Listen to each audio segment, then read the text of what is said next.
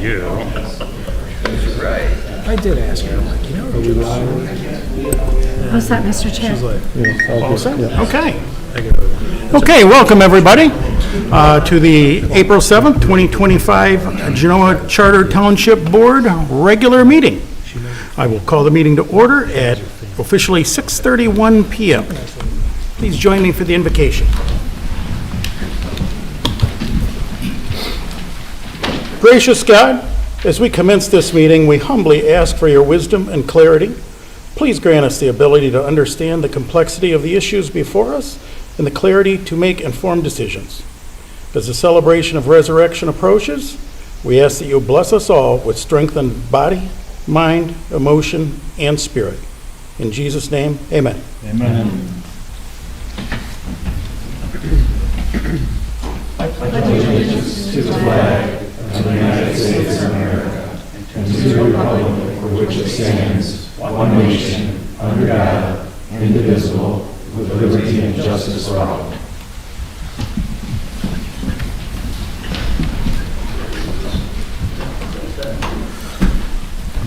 Clerk Deaton, if I could get a roll call. Okay, Walker. Here. Reiber. Here. Hunt. Here. Speicher. Here. Deaton here. Susie. Here. Kovarder. Here.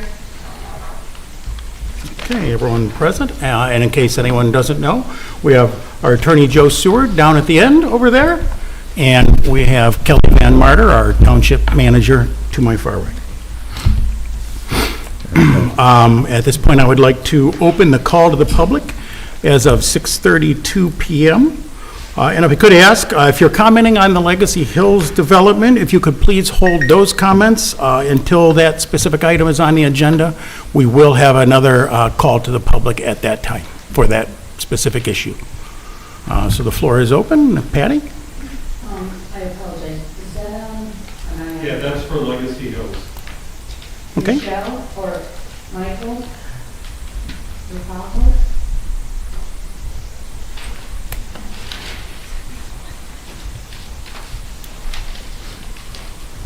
Good evening. Michael Rafallo, 1619 Edwin Drive. I'm here to talk about the proposals for the Edwin Drive maintenance. We've had poor conditions on the drive, including 18-inch potholes, excessive dust, no snow removal, several problems, safety issues, and hard for the people all the way through. In 2019, Michelle came through, organized with the township to have these things taken care of. The road's best it's been that I can remember since we moved there in '64. It's been very successful, and like I said, the road has never been in better shape. I just wanted to, ask the board to give that into consideration. Okay, excellent. Thank you very much for your feedback. Michelle Huntsman?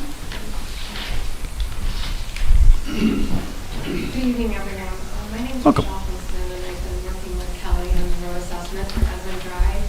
5 years ago, Genoa Township worked with us, and it was for only 5 years. So another 5 years, we're asking to everyone if they could be on board to have this continue on for another 5 years with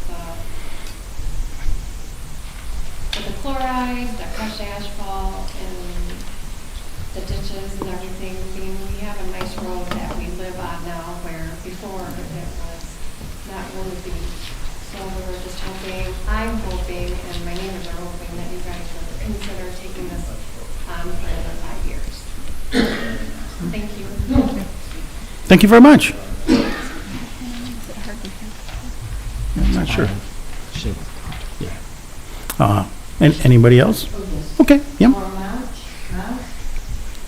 Legacy. Mark Finley? I'm sorry, Tom Horgan? Glenway? And Jeff DeHane. For the call to the public, did you want to talk on legacy, or did you have something else to speak on? Oh, you might have just signed the wrong. Not me. No, I was asking Tom.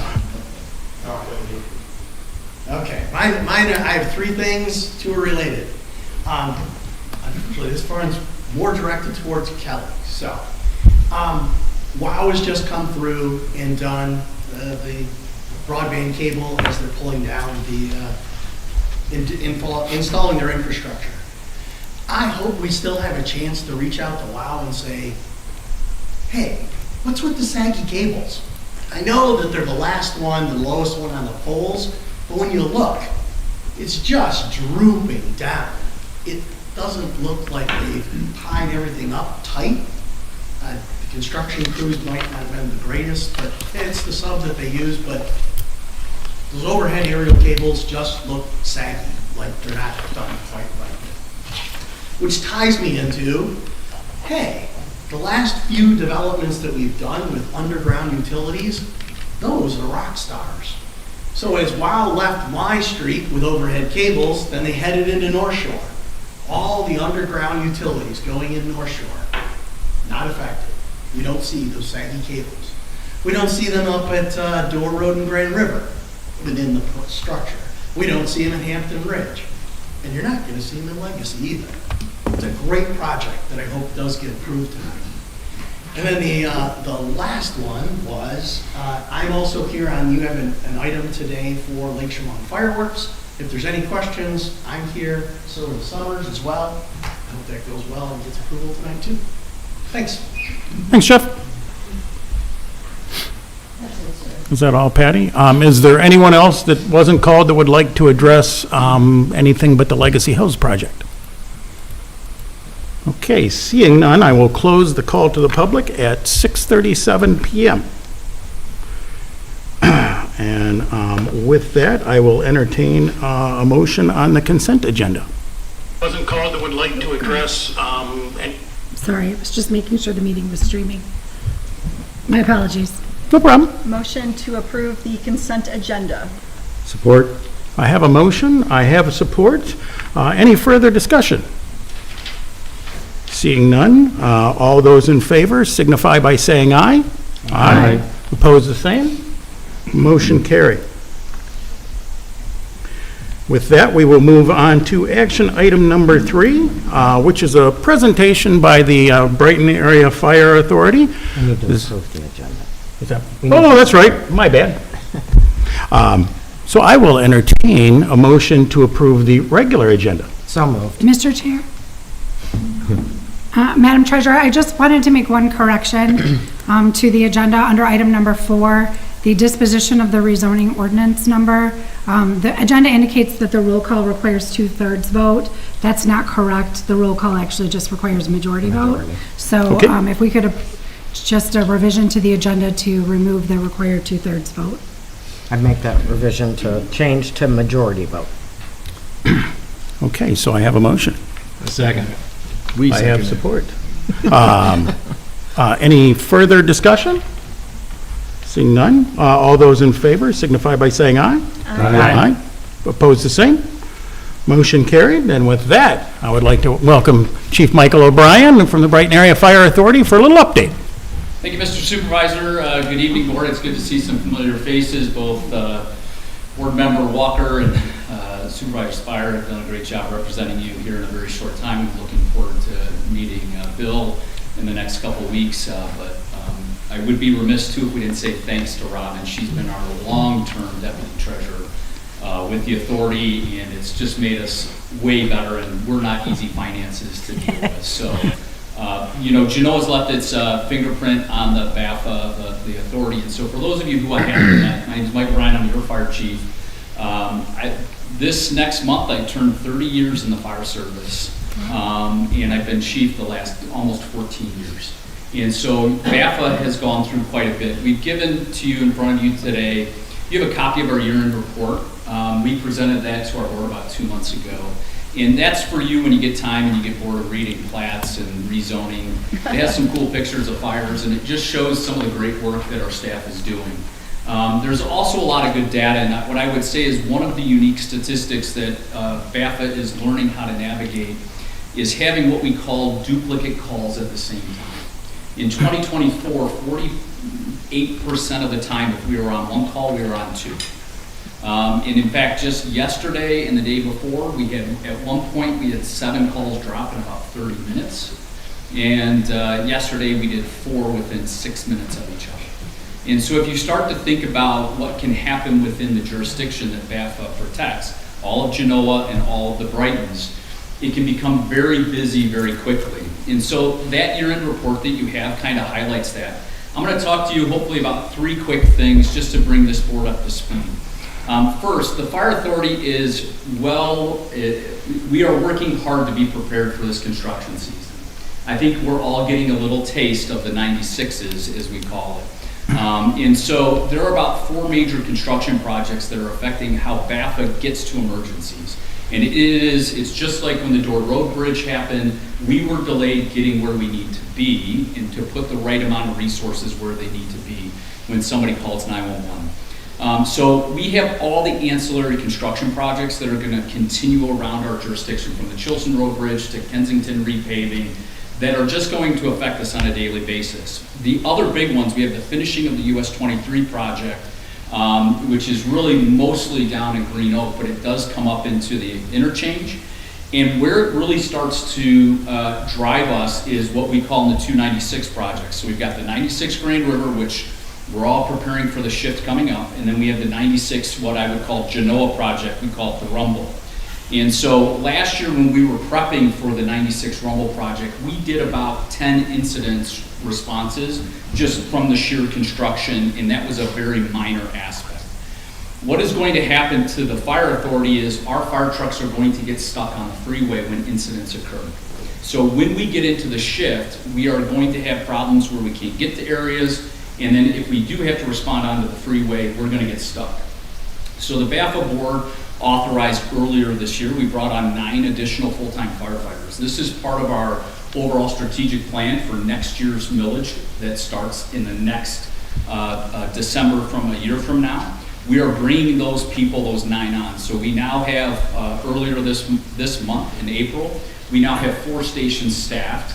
The 2 in Genoa and then 2 in Brighton are staffed. And so that leaves just 1 of our stations that aren't staffed. All of our stations still use what we call combination paid on call firefighters, so we do have supplement people coming in all the time, but 9 people gets us a start.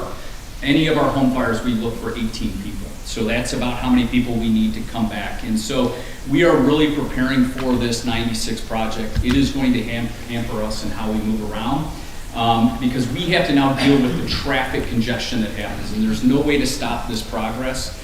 MDOT is a machine, and we've been working well with them. They've been keeping us up to date, and we've been having lots of discussions. So I just wanted to make sure the board was apprised of that. The big topic is really, and I'm sure you saw the work that BAFA did on the ice rescue on Chemung. Chemung, for those, we probably haven't had this conversation, Chemung has been quite deadly in the last 6 to 8 months for our case. We've had 2 drownings, and then we had this ice rescue that played out on March 12th. And so for those of you who don't know, our firefighters are trained in a lot of different things. Surface ice rescue is one of them. And you'll see that if you watch the videos, saw the pictures, you'll see our firefighters don different gear than their firefighter turnout gear. It's I won't call it dive gear, but it's a little bit more buoyant, and it gives them the opportunity to make rescues in what we would call on the surface. So across BAFA, we usually do about 2 ice rescues a year. They're usually somewhere about 50 to 100 feet from shoreline. Because if you think about it, most people who fall through the ice are chasing a pet, maybe having a medical emergency, something along those lines. So they start at the shore and they move in. And so you don't usually make it very far when ice is in bad shape.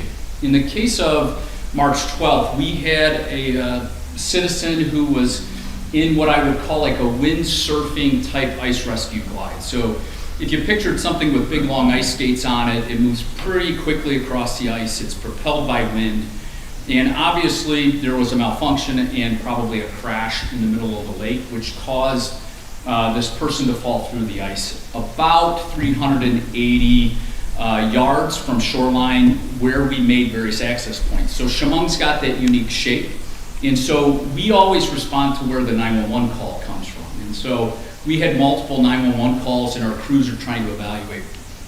If you can see what happened, our first in crew got there, which was a 2-person crew from this Door Road station. They donned their ice rescue suits, and they made their way out on the ice. So mostly when we're in questionable ice situations, our firefighters army crawl, bear crawl, they may walk a little bit until they find unstable ice. And usually we find unstable ice because you fall through. And so if you think about it, you fall through, you get back up on the ledge, or you keep pushing until you find a solid ledge. Because ice isn't uniform, and it wasn't uniform on March 12th. It varied in thickness from open water to 6 inches thick, but it was almost like a candlestick ice in which it was very, very long pieces of ice. So if you picture being in a rubber suit that's not grippy on ice, and you have spikes to pull yourself through the ice, as our firefighters pulled through the ice, so did their picks. So they didn't get a lot of leverage to get out to the person. So Kyle and Chad were our first two rescuers. They made it out to the victim with relative ease, even though they were far out. And so Kyle was our primary in the water, and basically what typically happens in this case is we stabilize, secure the victim, and then we would pull them up onto the ice ledge with ropes. And what was happening is the ice was rapidly deteriorating as we were working. Conditions in the 90 minutes of that rescue changed drastically. Crews took the same route that the first two did, and they couldn't make it there because the ice was just breaking so much. So picture 3 football fields and trying to bear crawl and then try to go to work. It's physically exhausting. I think most of us, if you think about bear crawling and pushing yourself up and down for 3 football fields, it's just tired thinking about it. And so our crews use multiple, if you were to watch the videos, you would see multiple techniques being used. This included folks in boats and sledgehammers trying to create a moat. But 6 inches of ice doesn't break real easy. And so they would break and make a moat, they would get up on the ledge, they would go back down. And so it took us about 40 minutes to get an additional crew. Since when Kyle and Chad made it, it probably took an additional 40 minutes. While that was going on, we were working just about everything we could. We had the Livingston County Dive Team, which we're a proud member of, but so are all the fire departments and the Sheriff's Department in Livingston County are a part of that. They were on site looking for ancillary and other ways. We were exploring additional areas. And one of our staff made the call to the U.S. Coast Guard. Now, requesting the Coast Guard takes time. It took approval, so it took about 25 minutes to get that approval from Detroit, then the flight time. And then when they got here, they had too much fuel, and so they had to fly around a little bit more to burn off some of the fuel before they could make the lift. And so our crews have actually done a debrief with the Coast Guard last week, and the Coast Guard could not believe that our staff made it out to the victim. And so if you saw what happened, Kyle essentially was holding the victim for about 90 minutes. And if you think about how hard we're not swimmers. I don't know about you all, I'm not an Olympic swimmer. And there is some buoyancy, but when you're holding another grown adult, it's not easy. And so Kyle did a fantastic job, and the Coast Guard was just blown away. So he was physically exhausted. So we did ask the Coast Guard nicely, hey, would you mind giving Kyle a ride back? And so they lifted him after they took care of the patient. Our backup plan would have been a much slower process, which would have been to put the patient in the boat that we had gotten there and crews to push him back. Obviously, a very complicated incident, and the fire authority's been working to understand, look to see if we missed something. Did we hit all of the metrics and marks that we were supposed to? So we've reviewed this with some off-site experts. We had them kind of look at our stuff. And so we do have some lessons learned, just not only in equipment. We've never burned through so much ice rescue equipment. Just because of the complexity and the distance off the ice, that just really hasn't happened in our time frame, but that complexity burnt through a lot of our equipment. So we are working as part of our budget process in the next fiscal year to add some more ice rescue capabilities. We are also in the path of working through for the open water emergencies. Right now we have had what I would call a dinghy. We call it a dinghy, but it's a little bit bigger. So we have 55 bodies of water in the response district that we can put a boat on. It's not just Chemung, Crooked, and Woodland, but we have a lot of bodies of water we can put a boat on. And so we've always looked for something that's mobile by our firefighters. But really, the last couple drownings have shown us that we need a little bit more technology. And so we will be pursuing a more advanced boat with additional sonar capabilities to help limit where our dive folks. So when we get into that, we can better pinpoint down where the victim is before the dive members go in the water. Now, our biggest thing that we would always say is there's no such thing as safe ice in March, and we would always tell people that if they're boating, they've got to wear their life jackets. And there's no doubt, I think all of us have tried and have enjoyed time on open water in a boat. Alcohol does take a factor, and so we want to just make sure that we will continue to help educate. But definitely a tough scene, and just absolute kudos to our staff. They are really good humans that really strive to be the best. And in our last part, I've informed the board here, but we have 4 staff as of today have been deployed to northern Michigan. If you're not aware of how bad northern Michigan is, it is an absolute mess. Pretty much everything from Gaylord east, so Atlanta, Oscoda, Montmorency County, there are still people without power. There are still people who can't get food, they can't get to the grocery store. So we have 2 staff that are deployed as part of the Michigan Task Force. We're proud of them and the work they're doing.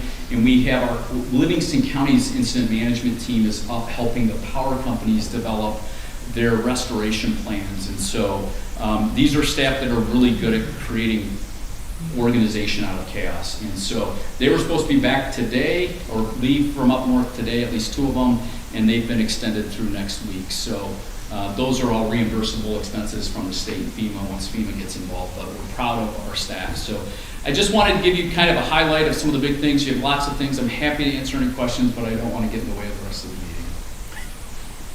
So happy to answer any questions. Any questions, anybody? I guess I'd just say thank you. As you stated, I've been part of the fire authority for many years. If you've been here for 14, I'm much longer than that. So thank you, and I'm proud to be part of the Brighton Fire Authority. And I did witness the rescue on Lake Chemung, and I have to say that you guys held in there, and we appreciate you guys. Yeah, thank you. Real quick, Mike, rough time frame on a boat upgrade? Like, how long would that actually, I know there's a big lead time on the trucks. Is it the same kind of thing with a specialty boat? We're trying to get some prices and to see some of those timelines. We're also trying to look at just who's got what ready to go. And so we've been, one of the real quick ones came in way about double the price we were expecting versus one that has a little bit more lead time. But we're trying to work on that. I would love to have it in the water for this summer or ready for it this summer. So we are trying to work through that as fast as we can. Okay, excellent. Is this an airboat type thing? Yeah, good question. This is not an airboat. So the airboats, for a couple things, after the ice rescue, we've been kind of exploring what the possibility is with the airboats. And so one of the things that we've discovered is they don't like open water in some cases. That came out of the Coast Guard and some of the east or the St. Clair Shores area folks over there that had one. And then just the maintenance on them. Their price tag's very high, obviously, for a 3-person style boat. It's probably 5x what a water-based boat is. So we're looking predominantly for the water-based boat for dive that has the sonar capabilities to help us pinpoint. It's truly let's use technology when we have a dive situation. So if you see when we have a dive situation, let's go away from the ice, but we have a dive situation where somebody went under the water and they're not seen. To nail down their last scene point is very, very difficult, especially when you're in moving water and you're standing on shore. And so we have to try to get a fixed point, and that's typically where we start, and then our divers move out from there. In the case of the sonar, they can quickly do some checkerboard and back and forth. And typically we can see that signature much faster than we can from the divers being in the bottom and stirring up the dirt and the mud. And so we think that from the water side it will truly help us. I do think in the ice situation that this is a one-off. I think the distance from the shore, the ice conditions, I haven't found anybody in southeast Michigan that's dealt with that. And so, to me, it almost seems like it's a one-off. I think it would have been much different if we were that typical 50 yards, 100 yards offshore than how far out this one was. Typically, with the sonar, when does it transition from a rescue to a recovery? Yeah, so the dive team has a whole bunch of policies and directives on that, but it's typically in that 60 minutes time frame from when they go from rescue to recovery. Especially with the cold water, a drowning today where the water is cold is much different than in the middle of the summer, and it also depends on water temperature. And so it's right around that 60-minute mark, 90-minute mark, typically where we haven't seen a high likelihood to get somebody's, return to spontaneous. We just haven't seen it. Okay. Thank you. Anyone else with any questions for Chief? All right. Thank you for all your continued support. Excellent. Thank you very much for coming in and keeping us all up to date on what's going on. Have a great night. Thank you, Chief. Take care. Okay, with that, we will move to action item number 4, which is a public hearing and consideration of recommendations for approval of the rezoning ordinance number Z2504, environmental impact assessment, planned unit development agreement, and conceptual PUD plan to rezone 127.57 acres from agricultural AG to low-density residential, LDR, with residential planned unit development overlay, RPUD, to allow for a proposed 55-unit, single-family, site condominium development located at the northwest corner of Chalice Road and Bauer Road. The proposed rezoning is for the following parcels: 4711-23-400-008, 4711-23-400-007, 4711-23-400-001, and 4711-23-300-003. And the request is submitted by Pulte Homes of Michigan. As of 6:58 PM, I would like to open the call to the public regarding the proposed changes here at Legacy Hills. We can go in the same order that they signed up, if you're able to trace that down. Nice try. Thank you. It shouldn't really be one. Yeah. Good evening. My name is Zenon Shorney. I live on Grand Circle. This is going to be my 30th year of living here. And we want to, first of all, underscore how beautiful of an area that we have to live in. And we want to try to maintain that as best as we can. My residence, my wife and I live on one of the homes that is in Mountain View. We're one of the low points in the subdivision. We're one of the homes that butts up to a pond, wetland, and the wetlands beyond. So we have been enjoying a lot of incredible wildlife over the years. I just want to point out a concern and ask for thoroughness of studies that are done on what is going to be happening to the water, the aquifer. We all have been on wells since we've moved out here, and we want to ensure that that the rate of well failure and also the performance of the well is as closely studied and understood not only by the people approving but by the residents, and that we be informed as best as possible. I'm not a civil engineer, so I would like to understand what's going to be happening. 55 homes coming in. They're all going to be using water.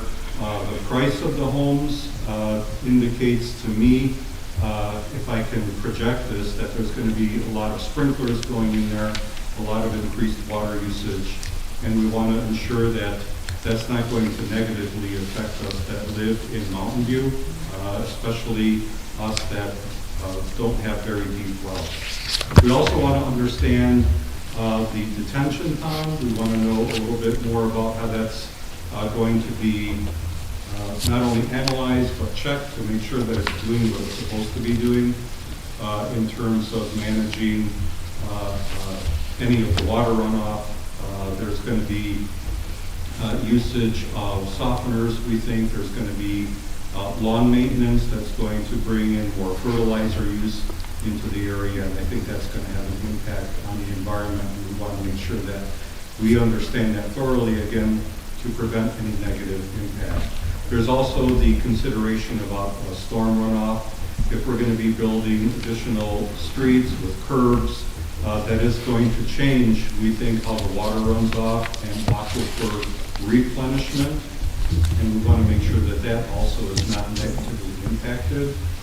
And I think in general, we need to ensure that any studies that have been done to date, any studies that continue to be planned to be done, be openly shared, thoroughly analyzed by all the people that are doing the approvals, and also made available in such a way that we residents can understand what that ultimate impact is to our aquifer. Thank you very much.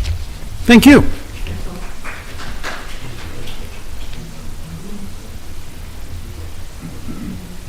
Michael, did you want to speak again? Or Rochelle, did you want to speak about this? No, I think it was mentioned that you guys got my letter in your packet. So everybody, hope everybody will take time to, if they haven't read it, to just kind of read it. I appreciate it. Thank you. Now?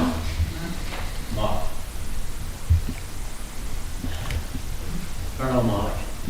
I live in the Mountain View subdivision and at 6503 Catalpa Drive. Been a resident there for 42 years, a long time. Just have a few concerns to bring to your attention, and it's in regards to coming out of the east Grand Circle exit onto Chavez. When you look to the right, you can't see the oncoming traffic. It's very dangerous. And so now, with the new proposed entrance and exit to the Legacy Hills, which is down, I don't know, maybe 100 feet. So now we're gonna have traffic, another 110 cars traveling that same route.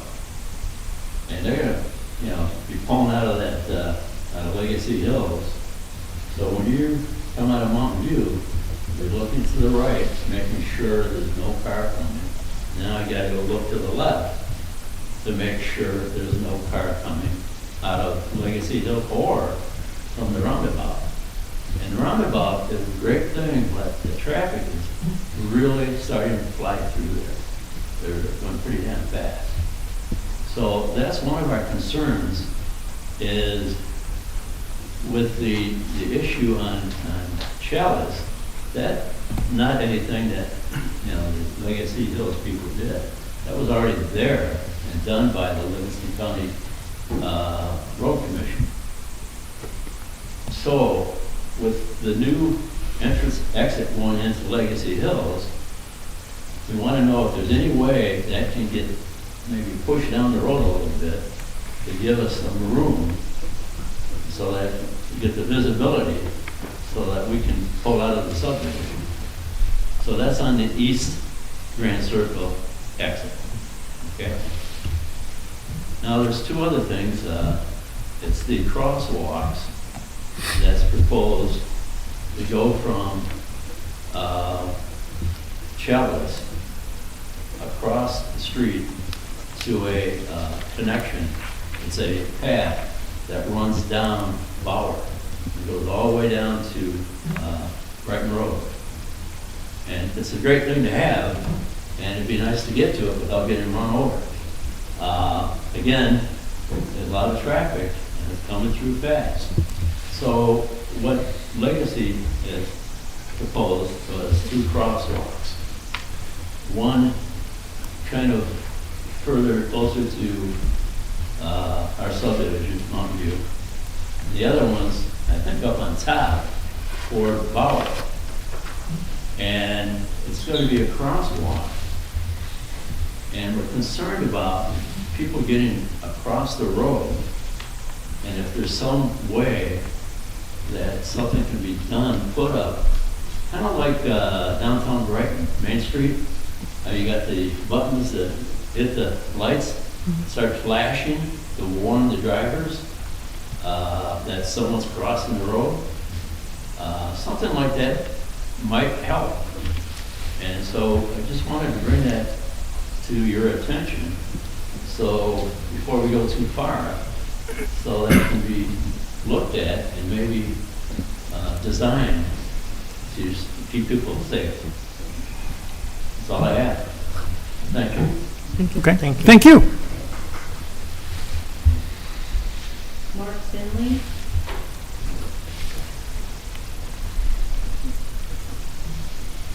Hello, my name is Mark Finley, 4567 Mount Brighton Drive. First off, some great points, so I don't even belabor that. Why do we need this development? I'm fearing more traffic.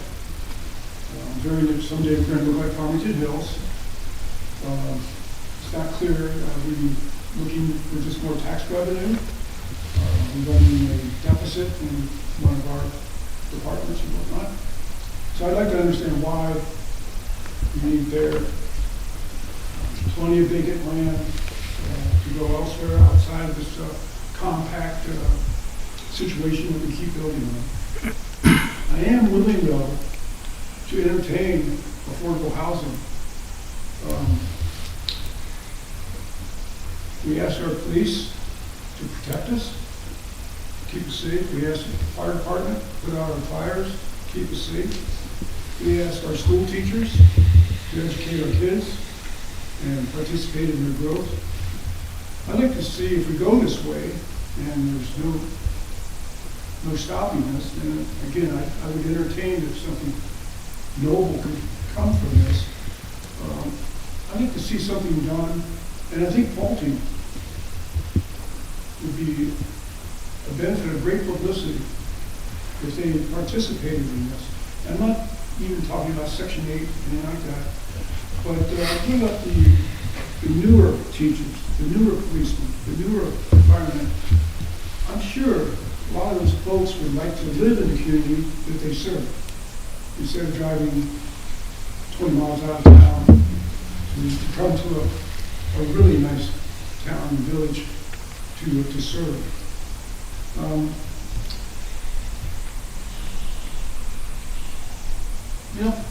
Still a lot of my thunder there, so I'll leave it as that. I would like to hear some discussion on what can be done on retaining our public servants, or a portion of them, here in the town that we live.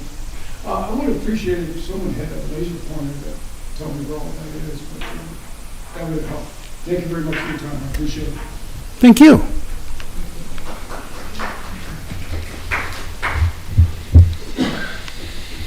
Tom Horgan. I think he might have just accidentally signed the wrong list. Sign the wrong list. Okay. Jeff DeHanens, did you want to speak again, Jeff? No, I'm good. That's it, sir. Okay, is there anyone else that would like to speak this time on the Legacy Hills development? Okay, with that, as of 7:09 PM, I would like to close the call to the public portion of the hearing. Do you have anything you would like to say? Absolutely. I always have something to say.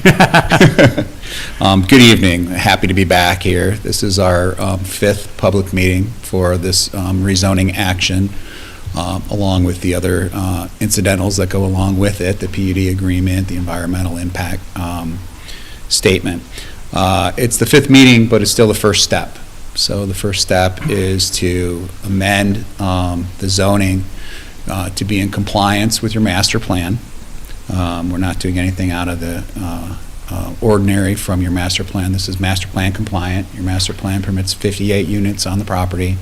We're proposing 55, along with some benefits. Well, since we've had 4 public meetings already, I've spoken somewhere between 8 and 12 hours on this subject here already, so I won't belabor the point and go through all of that again.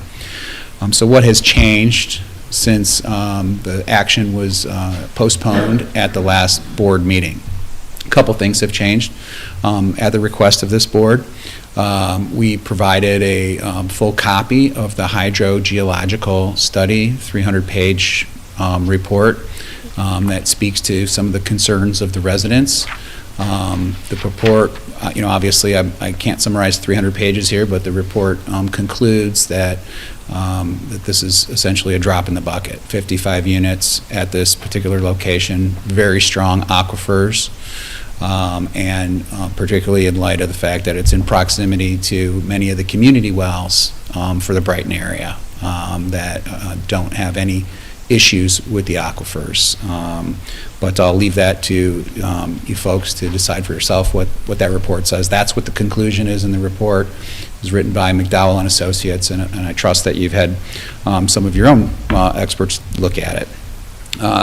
What else has changed? So at the last board meeting, you asked for several provisions to be included in the PUD agreement. We have amended the PUD agreement to include all of the requested items. There's a short letter that was sent along with the revised PUD agreement that summarizes what those changes were. So there were four changes to the PUD agreement and 2 exhibits that were also requested. So the changes included that unit number 31, the unit at the north end of the shared drive on the eastern cul-de-sac, would be released, would be constructed prior to units 29 and 30. So you can see there, thank you, on that blow up, it's the right, there you go, it's the right one. So unit 31 is the northern one right there, and that one would be released for construction and built before the 2 units to the south can be open for sale, so that those folks will know. It's the best way for a disclosure is to see it firsthand as to how that is going to be configured, so that they'll be able to see and judge for themselves rather than just on a plan or a statement. So that change has been made. The second is there were some concerns about water softener use to avoid having that runoff into the wetlands. And so we added a detail here for water softener discharge. Any home that has a water softener in this development, it will be required to hook it up to a discharge dry well. And this is the detail. Essentially, it prevents it from becoming surface water runoff. So it won't be able to run into the storm system and then ultimately into the wetlands. Every home that has a water softener will be required to have this. We also agreed that the units that are adjacent to the wetlands would have those installed up front, so that it wouldn't be left to the homeowners. Typically, a water softener dry well is installed by the water softener installer. The reason it's difficult to pre-install those is you really don't know how your basement's going to be configured, if you're going to finish it, where the water softener is going to go, and then over the course of construction, of course it can get damaged. It's basically a pervious feature that allows the water to infiltrate into the ground. And so we have agreed to install those ahead of closing for the ones that are adjacent to the wetlands at your request. The third is that a disclosure must be included regarding the potential existence of radon, and talk about in that disclosure about what happens if a homeowner runs a test and finds radon. And Pulte does offer a credit to the buyer for the radon mitigation system. Essentially, a radon mitigation system is you have a sealed sump pump and a pipe going up from the sump pump, and that's considered a passive system. And then if you have higher levels of radon, you put a fan, essentially fan unit inside that, that'll assist in moving the radon out from the foundation drain and out into the air. So that is also in the PUD agreement, requiring the disclosure and the disclosure of the credit towards the mitigation system. It's a $500 system. and Pulte covers that cost. Fourth, remedies for violations to the conservation areas. We had a lot of discussion about that at the last board meeting, and it's kind of been separated into two parts within the PUD agreement. One is for penalties for individual homeowners, and the other is penalties for the developer.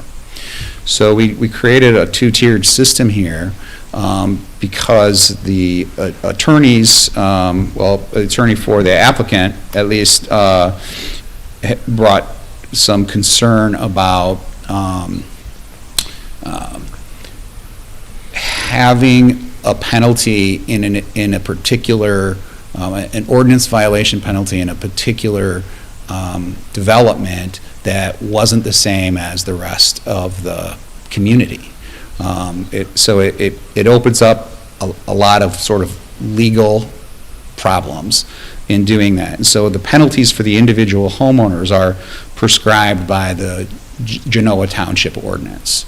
So to the extent that you wanted to make those penalties tougher, it's already written into our PUD agreement that whatever the Genoa Township does to enforce that across the entire township, the penalty for the homeowners will be the same as that.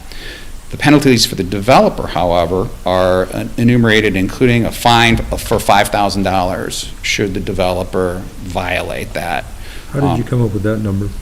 Well, we floated the 20. What I proposed was a lot more. You proposed 25,000. And then you talked about 10, and I think your representative said, you can charge whatever you want, because we're not going to violate it. Right, and there was quite a bit of discussion that night. I think you're right, 25 was the highest number that was mentioned. There was thought that was excessive, and so there was not any specific direction at the end of that meeting as to what there was a consensus around, and so we proposed something. We proposed $5,000 and replacement on a 1-to-1 caliber ratio. There's no tree replacement ordinance per se in the Genoa Township code, so it's really a two-tiered thing. If Pulte were to cut a tree, they have to pay $5,000 right from the get-go, but they also need to replace it on a 1-to-1 basis. So if they cut down a 20-inch tree that they weren't supposed to cut down, they have to plant an additional 20 inches. So it's 10 2 inches or 5 4 inches, but it's on a 1-to-1 basis. In addition to that, those are the penalties within the PUD agreement, but in addition to that, we've agreed that we will be putting construction fence, tree protection fence at the perimeter of the tree save areas. And frankly, Pulte wasn't overly concerned about a violation because it doesn't happen. We stake out, I mean, it does happen. There are mistakes happen, right? It's not never. But as part of the development process, we have to go through and we have to stake the tree clearing limits, and we have to stake the soil erosion control limits, and then we have to stake all of the max grading. So the first thing that happens is that the tree fence gets put up. So they've got multiple levels of protection. One is that we tell them which ones they are. It'll be on the plan. Every single tree that's getting saved is on the plan. And we also gave you an exhibit to show what that's going to look like at your request. And it marks off every tree. They got the number, they got the size, they got the species. Thank you. So behind this is a spreadsheet that lists off all 300 or 400 trees in this area, naming exactly which ones they are, and they're tagged and located. So we go and we put the fence up between the development and the tree save areas, and to go beyond the fence would have to be kind of a willful act. The only time that mistakes typically ever happen is during the tree clearing operation itself, because if you're going through clearing trees, you got to be very careful about where the tree clearing limits are flagged off in the woods, because you're working in the woods, right? And you have to make sure that you find those. And so if a mistake is made, that's where it's made. So now there's provisions in the PUD agreement that propose that fine, $5,000, the second tier of tree replacement for the additional penalty there, and we've got protections built into the plan for the tree fencing. For individual homeowners, again, like I said, it was a little bit trickier to kind of have selective enforcement against one group of residents within your township over another group of residents in your township. But I leave that to the attorneys. I'm no attorney. That's what the changes that were made. The only difference is does the amount need to be different, and we can discuss that. So those changes were made to the PUD agreement. Those were the exhibits that we provided, were the blow-up details showing the configuration of the shared drives, showing, there's also, that reminds me, there's no overnight parking permitted on any of the shared drives. And then those are also going to be, you can see there's signs there with a note about no overnight parking permitted on those shared drives. So that's on all 3 of the shared drives within the development. I have kind of missed the fact myself, at least I didn't highlight it. There are 2 shared drives that we've been discussing, and then there also the emergency access is considered a shared drive because there's a driveway that comes off of that. It becomes the emergency access at the rear of the lot, if you will. If you could zoom into the lower right-hand corner of that plan, you can see that there's sort of a flag lot, if you will.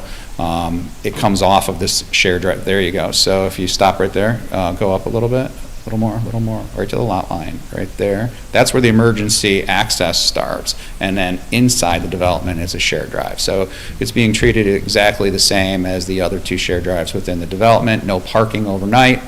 And those blow-up details of those 3 areas have been provided in an additional exhibit as requested. I believe those are all the changes. Oh, there was one other request I forgot about. You requested some pictures of various Pulte developments that have been developed in the area throughout the years. And I had several hundred to choose from. And so I picked several of them. Valentine, that's the great one to start with. And the reason I started with that one is because they're the same houses that we're proposing here. And so you can see in this particular slide, it's an overall layout of the development. And in the red in the middle is the nature preserve area there. There is a preserved wetland in the middle of this site, and then all the trees that are planted are actually landscape trees. So Pulte planted all those. There's very few trees in that particular area. So those are all developed landscape trees. But if you scroll down and look at some of the pictures, you can kind of see what the houses look like. So this is what you can expect the houses to look like in this particular development. You can see it's sort of the level of amenity of the entrance feature. You can also see, and I thought this was really pretty neat, actually. I went to, this one was only built a couple years ago. I went to some that were built quite some time ago, and all of the signs that we are proposing to put up at the conservation area are still in place. And you can see where the conservation areas are and where the developed areas are, and there's a pretty well-worn line of demarcation between the two. Maybe go on a couple more. So this is, as I mentioned, you can see there's not very many trees around it, so the trees on the plan that you saw were all planted open space trees, and you can see them. So of course it was the winter, right? So I apologize that it's not the best look, but you can see several of the trees planted through there. You can see the conservation area signage. You can see the silt fence separating the development area from the natural open space areas. Maybe another slide. Same type of thing, conservation areas, and you can see the distinct difference between the construction areas and the conservation areas and how they're marked and demarcated. So this is a silt fence, so this is not the same as a tree fence. There's not a woods there that we're protecting, so the tree fence are a 4-foot orange. You've seen those, they use those at a lot of construction site, 4-foot orange fence in addition to the silt fence. And again, some of the pictures of some of the houses that you see there, they're the same houses that we're proposing at this site. Woodlands of Lyon was another good one. And I like this one. This one's interesting because it's got like a stream that cuts right through the middle of it. And so what you'll see is the preservation areas here are a little bit different shape than the ones that we're talking about on Legacy Hills. If you can go through, you'll see distinct differences. Let's go one more.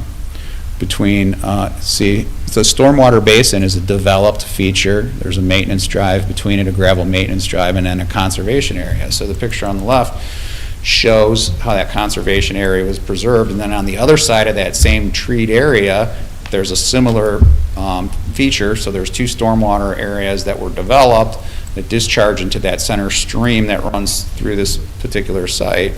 And as you go through all of these Pulte developments, you see a very purposeful, so this was something else I was trying to point out. We did a lot of talk about, hey, can you save some trees in between houses in the backyard, side yards, front yards? And I've been fairly adamant about the fact that we can't, and this is one of the reasons that we can't. So you see all the heavy equipment, building the houses, the preservation areas are well demarcated. You can see that in the lower right picture. You can see that tree area next to a water area there. That was the storm basin I was just showing you. So the preservation is that stream that cuts through the middle of the site, stormwater management on both sides of it. We're able to control it. We're able to have it be sustainable, and construction areas in the development, and then you can see a perimeter tree save around there too. So I won't go through all of this. I think there was 120 pictures I took that day, and I think I probably sent maybe 20, 30 pictures, kind of showed you all of that. So that's all in your package. And that was one of the other things that you asked for. You wanted to see, what does it look like when it's developed? You know, obviously different products. There's Bluffs at Spring Hill. That was a cool, and Enclave of Northville. That's a really cool site too. But it's a different product. It's a different animal. It's a you know, empty nester houses, ranches, very tight spacing. It's per the zoning of those particular areas. So when you look at that and you say, wow, look how tight those houses are, that's not what we're proposing here. It's a different product.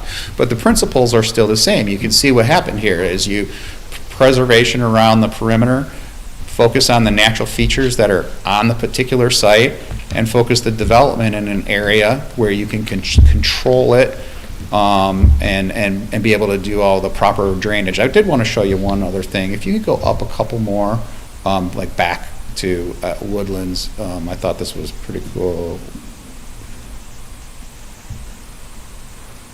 Okay, so right here, that one. Okay, if you look at the bottom left, so the bottom left is a perfect example about what I've been talking about. You can see in the bottom left picture, number 5 there, that you can see the woodland preservation area in the background. And there's so much grading, so why couldn't we save a tree in the front yard or in the side yard here? Well, look at the grading, right? So I have to get the water to pitch away from the house toward the side yard swale on both sides. So you see those two arrows come into the middle, and you can see how the slope is right there, and it comes to a V there. And then there's the side yard swale, and it comes down towards the street. And both houses have to pitch off. That drainage has to be maintained on the property line itself. So now you've got the driveway in the front yard also adding to that swale when it crosses into the street, and then the street's got pitches going into the stormwater management system. The driveway is at a different slope than the swale. It's got its own slope requirements, and then the driveway is a cross section, right? So you've got a 4-inch concrete, and you've got 4 inches of stone base under there, so you have an 8-inch area in there, and I didn't highlight all the utilities in the front. You've got the gas, you've got the electric, you've got the phone, you've got the storm. In this particular case, you won't have it at Legacy Hills, but you also have water and sanitary, and then all of the individual leads going up there as well. And if you think about it, both of these homes aren't sitting on the surface. They have, 8 to 9 foot basements there too. So there's the excavation and then pouring the walls and the overdig. So I wanted to sort of highlight the reasoning about there's so much engineering, there's so much construction that goes on to build these houses that's how we select where we can save trees, where we can have preservation areas. So those were the items that you asked for some additional information on. We've provided those items. Happy to discuss it for as long as you wish tonight. Again, I didn't want to sort of retread all of the other 8 or 10 hours of information that I've already provided here, and I'll let you lead the discussion from here on out. So thank you for your attention. Thank you very much for the information. I do want to let the people know that, given the last meeting and some of the concerns, I reached out to Mr. Knowles the next day, and I did ask for the hydrogeologic study to be forwarded to us, and he had that to us the end of that day, and I gave it to our Public Utilities Director, who is a pretty skilled gentleman in water, and he dumbed it down for the lay person that I am to understand, reflexivity and how fast it refills and all that kind of stuff, and he said everything is excellent as stated in the report, and he is confident, nothing's guaranteed, he is very confident that these existing sites that have water, if they lose something to do with their well, it's probably not going to be related to what's happening over at this site. So I do appreciate you getting me that. And then I did also ask for those pictures, just so I could see. I actually drove to several of the sites, and I appreciate your time that you took putting that together. And just checked out just to see what it looked like. And, would I love to see it look like they just plopped some houses down among our huge big trees? I would, but I do appreciate what has been done, in those developments and the work, the landscaping that was done. The materials are of a high quality. A lot of that is up to the market to decide, not us. So, I mean, if they build a house that nobody wants, nobody's going to buy it. So they're going to listen to the market. So I appreciate your time on that, and I do feel that you've gone above and beyond to answer at least my concerns. The other board members can ask away. Thank you. I had also done some research into the hydrogeology aspect of it all and so forth, and one of the things I did find out that Mount Brighton, one of the concerns that people had was when Mount Brighton, the Jackal Golf Course, was operating, it affected their well pressure and the water quality and so forth. Mount Brighton was using about 100,000 gallons of water a day, and based on research I did, the 55 homes would draw about 20,000 gallons a day, and so it's about 20% of what the Jackal was pulling. So I also don't feel like the wells are going to be hampered with the development. So I was pleased to find that out, and I found also Oak Point, for example, 2 golf courses there take 2 million gallons of water to do that one. 2 million gallons a day. It seems like a We draw lot of straight water. from the lake. You ought to see that pump. There's some great big Yeah. Wow. pipes. Kevin, there's a guy that has a question. Is it okay? What's that? No. He was raising his hand. Okay, real quick, and then we have a couple more board, and then we'll entertain a couple questions from the floor. I guess I'd like to just address the trees. The individual homeowners, I'm glad that landed to fit our zoning ordinance. We can't piecemeal in different requirements, Over the years, if we do that, it's going to be completely impossible to track and remember and get it right. So I do appreciate that landed right. The $5,000 fine for the developer, I am comfortable with that. I like the addition of the replacement of the trees with the $5,000 fine. So I'm good with lowering. I know it's a lot lower than you started 2 weeks ago, or 3 weeks ago, but I'm comfortable with the $5,000. So. Thank you. We also talked about the replacement 1-to-1, we talked about 2-to-1 also, because you're not gonna take a 30-inch tree and put a 30-inch tree in there, so. That's right. You have all these twigs, but so, then there was some conversation about a 2-to-1, replacement as well. I would still like to see it back to 10,000, because as the developer claimed, he's not gonna do anything anyway, so just peace of mind and knowing that something happens, it's gonna pay. That's why I brought him along. Yeah. So what will the fine be if you go into a wetland? So that's a little different. So the wetlands are controlled. So first of all, it would still fall under this because it's a protected area. So by the PUD agreement, it would still be $5,000. Obviously, it's not a tree replacement, so there's not that component. But the wetlands are controlled by the Eagle. And so it's Eagle regulations. And so they can do whatever they want to us, and they can start with a $37,500 per day fine for every day until we restore it back to the way that it was. Now, typically, there are different events where stuff happens. People make mistakes and things happen. And so they sort of distinguish between a knowing violation and a not knowing violation, right? Like if you did it on purpose, you knew better and you did it anyway, that's when they really stick it to you. Let's say you had a terrible catastrophe on the site, and Noah's flood came through, and it was all under construction and open ground and washed a bunch of muck out into the wetland. That's not a knowing violation. You didn't do it on purpose. You had all your controls in, they failed, right? So they would make the permit holder, Pulte Homes, restore it back in shape. And if they didn't, then they could take them to court through the strength of the federal government, because they gained their authority through the Environmental Protection Agency.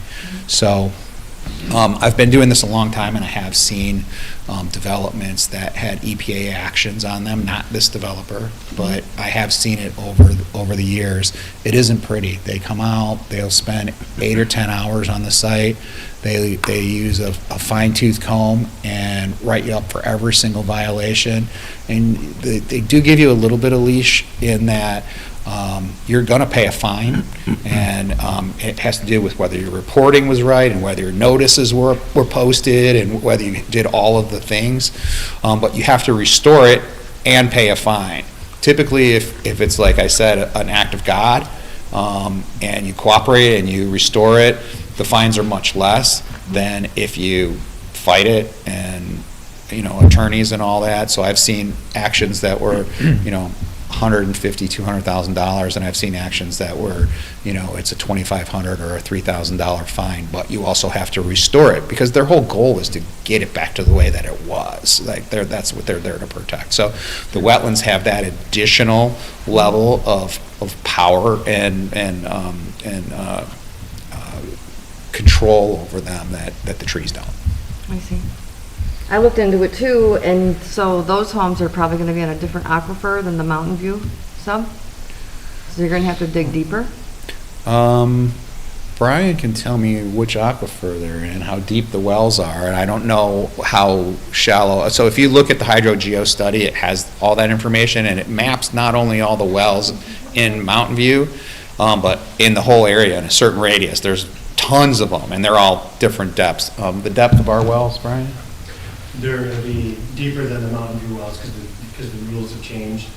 It really comes down to you have to protect the wellhead by an aquaclude if it's available, which is a layer of clay, or you need to have 50 feet below the static water level.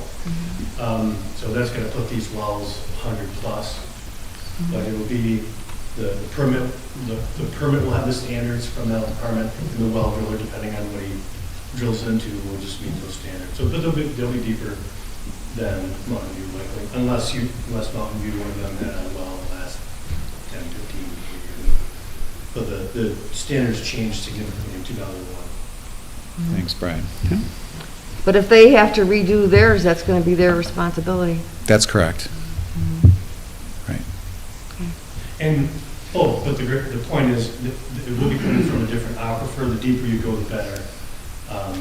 for all of the wells, and that's a standard that's been going on for quite a while. The deeper you go, the better for the neighboring wells. The shallow wells that are, when they go 20, 30 feet into the aquifer, especially a sandy aquifer, those can fluctuate just with dry years. So they'll all be deeper, and all new wells will be deeper. Thank you. I just wanted to thank you for taking all of our concerns and making it, making those changes. You listened to them, and there's not one thing that you did not address that we had concerns with. So I just wanted to say I appreciate that. Thank you. The biggest concern I had was the discharge of the water softeners in the dry wells. I did not want the softened or salt water to affect the wetlands and the wildlife in there.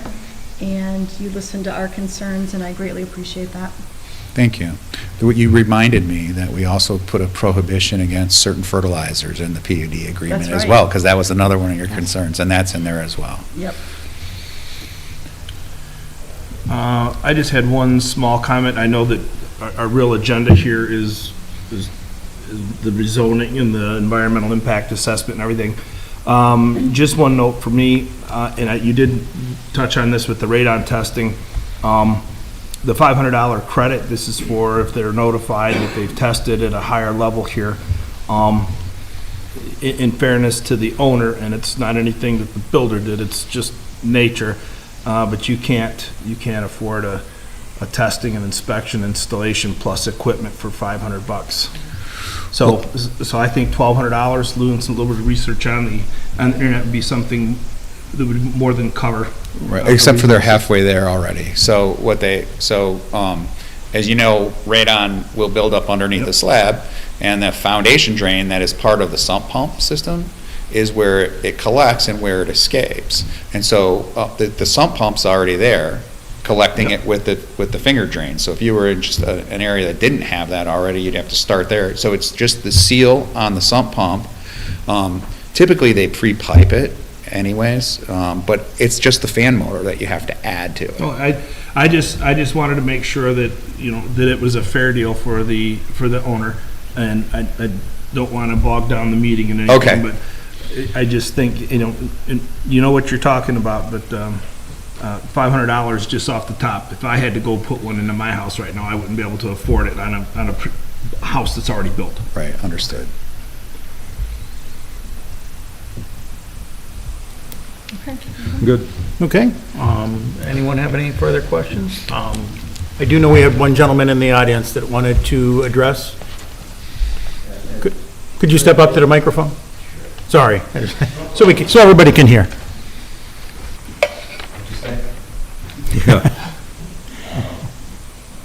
Question, Rick, you brought up of the water draw at Mount Brighton. What time period was that over? That was during the summer months. For how many months? I didn't ask for the length of it. Okay. So you're probably looking at 6 months at least No. for that. And the other thing was, we did bring up the issue on the safety concern pulling out of Grand Circle, East Grand Circle, probably 3 months ago, at least 3 meetings back. Never heard of it.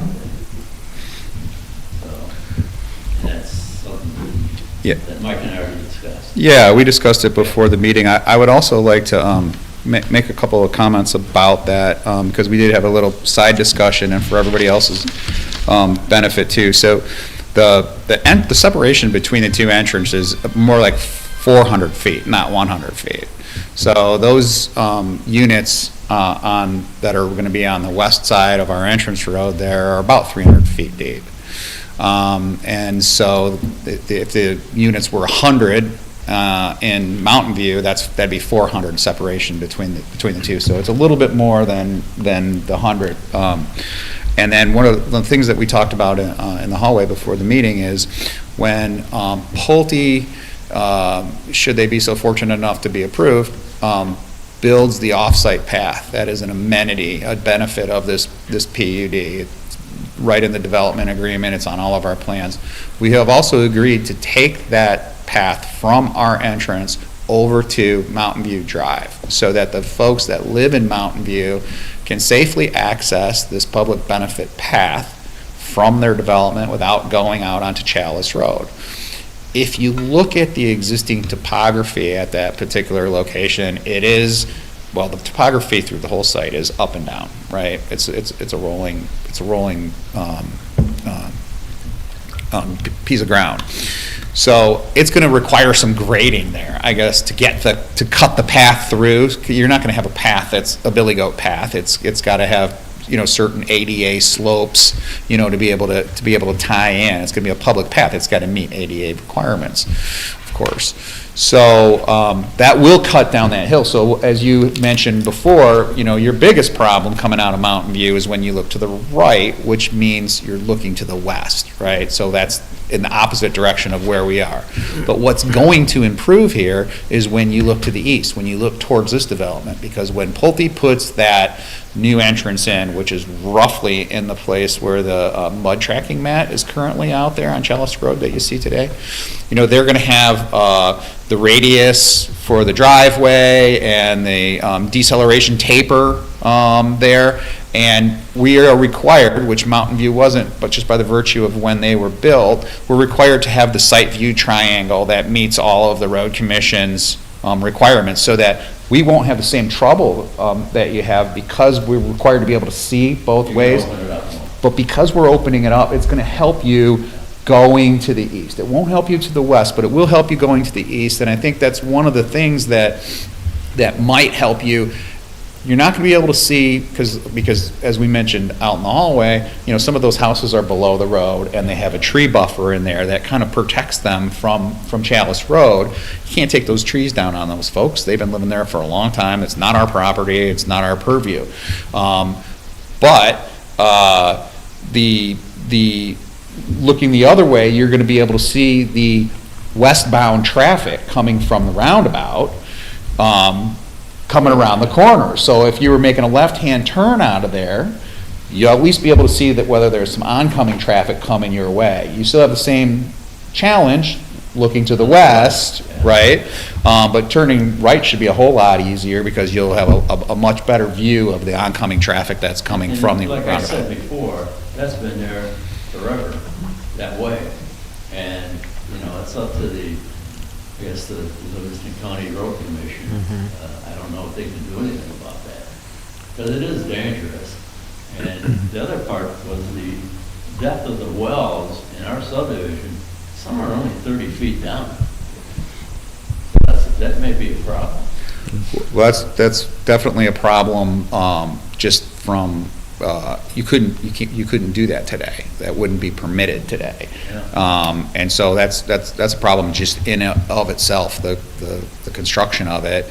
There was a gentleman that spoke at one of the last, I think it was the last public meeting, that said, "Oh, my well's about to, need to be replaced. It's been here since 1970, so there is some of that as well, that just wells do wear out over time, and the standards do change, just like the stormwater standards that we were also discussing. There's going to be infiltration through our stormwater management detention basin. We may actually have some infiltration basins in the neighborhood as well by the time we're done through the engineering. Remember, we're here rezoning step one. We've still got to go through site plan and engineering. By the time we're done with that, those are also standards that Mountain View didn't have. So I think that overall this development will improve the particular issues that you're bringing to our attention.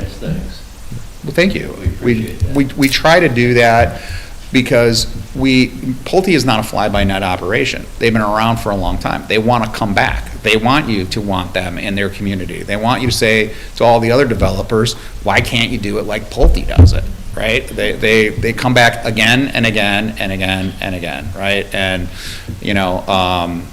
they're not a fly-by-night operation. They've been around for a very long time, and we want to do business in this township, and we'd like to start with this particular development. It's a fantastic development. So just to clarify what I said earlier, I said the summer months I was making, that was a flippant comment. It was actually 100,000 gallons a day during the season, so that kind of covers your 6 months. 6 months, 100,000 gallons each a day, average day, yeah. Yeah. Okay. I'm done.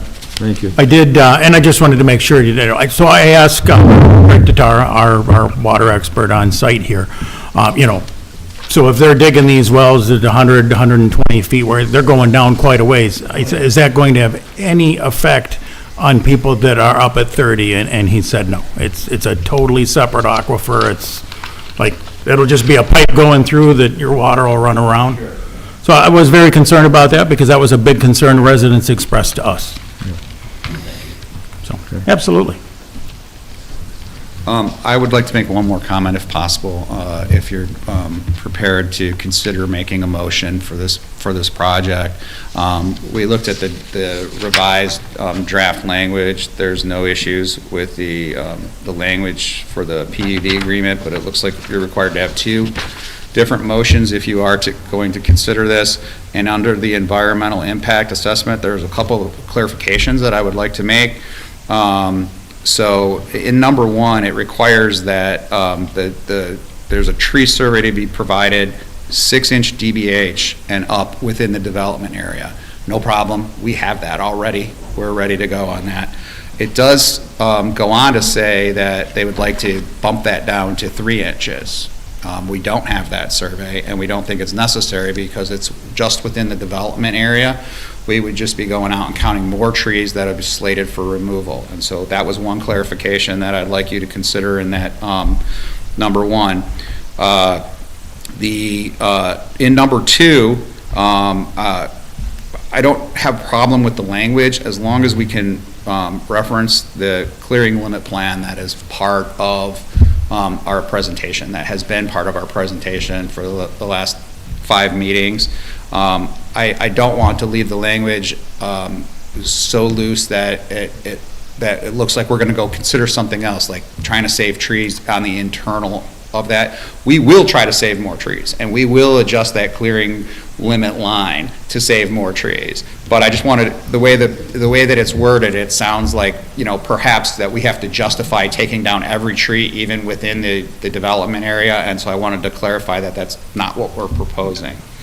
I think I think the last time we understood that it was inside the bounds was going to be. In that 50 acres, we're proposing to clear it, and like I said, we might be able to save a tree or two out along the perimeter, but I just wanted to make sure that the concept is embodied in the language. And then, so the number 3 is fine, and then number 4, I just wanted to be clear, the final PUD plan shall identify each tree to be preserved, including the tree protection zones, which require a fence. Yes, we're going to identify which areas are protected. Yes, we're going to provide the fence, but I wanted to make sure that you're not asking me for a tree survey in the 60 acres of property that we're not going to touch, right? So I just wanted to make that clear because, it's a $75,000, $80,000 fool's errand to just go out and tag a bunch of trees when we're not proposing to do anything to those trees. So I just wanted to make those minor clarifications in the draft language for your consideration. Thank you. So other than that, you are comfortable with the staff markups in red? On the language? Yep. Yeah, you mean in the PUD agreement? Yes. Okay. Conceptual. So that's, Joe, did you? Environmental impact. Yeah, we reviewed, you're talking about the PUD agreement, markups on the margins essentially. Yeah. We're comfortable with that. Okay. Okay. I have a thought that I'd like to share. Okay. Deb, if you'd like to address the floor. Real quick while you're coming up, Joe? Are you comfortable? I don't want anything where this board is delegating a decision to the attorney or to staff. If it's strictly an interpretation of the law or the ordinance, I am a little more comfortable doing that, as you guys are better trained than we are. Are you comfortable that what they have laid out is strictly that? With the technical stuff? Yes. What they're asking is strictly legal and zoning questions, nothing to do with, is this okay, are we okay with this? I just don't want to leave any interpretations up to, non-elected folks. No, I think as long as we finalize, my thought was trustee Susie was, is it 5,000 or 10,000? Because my notes make mention that they agreed at 10,000, and then I saw it was 5. So other than that, we're good. Okay? What about the change to the environmental impact that he just mentioned? It's written one way by taking out the, on, one. So you're talking about two different things, so. I know, Okay. he ended his, and now Right. I'm asking Oh. about the environmental impact. My Where he apologies. says, Yeah. higher quality, smaller ornamental trees with a caliper over 3 inches, such as dogwood, eastern redbud, and service berry shall also be included. He's saying no. That's the only change that he We're going to wants strike make. that to 6 inches? Okay, if you Well, put the details, That's what they're requesting. right. If I do that think that's a includes- decision that we should address. I do not Correct, want that's to not a pass lawyer. that on to So if staff. that's what you agree to, great. or If to the that's attorney. not, then it's back on them. Okay. But you've given me the direction as to what you want. Okay. Gotcha. Okay. Is it my turn? And, sorry, Deb? That's okay. Okay, I still have a problem with this tree discussion. I'm not okay with not knowing what trees are in the 50-some acres, not the wetland. I think we should have a tree survey just to know what we're talking about before we tell somebody, go in there and take every one of them out and leave it. We do. You do have a tree survey? Yes, ma'am. So I Of apologize. that if it- whole area?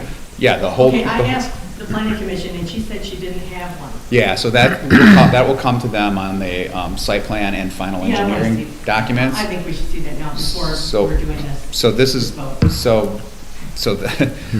we've already provided to them the exhibit of the ones that we're going to save along the perimeter, Yes. and give them a complete tree list. We have the survey, which the 6-inch survey is required by their ordinance.